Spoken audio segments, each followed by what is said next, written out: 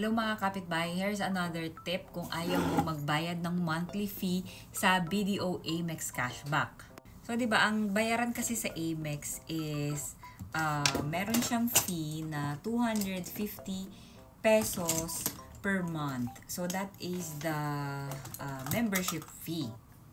So, syempre, malaki-laki na rin yun kung i-multiply mo sa 12 and pwede mo na rin yan pambili ng either mga tissue mo, kape mo, or ganyan. Basta kasi 250 pesos din yun, di ba? Matagal mo rin uubusin yun na supply mo ng sabon or kape. So, what I do to waive that fee is, so, kanyari, magbibill na siya sa aking credit card. Makikita ko na siya online, di ba?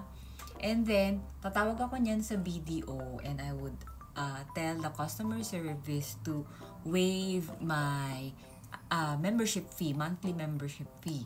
So, ipaprocess naman niya yan.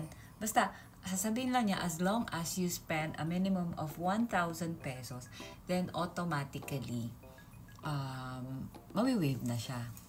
So, ayun, minsan isang groceryhan mo lang yan, madali siyang na-comply. So, ayun.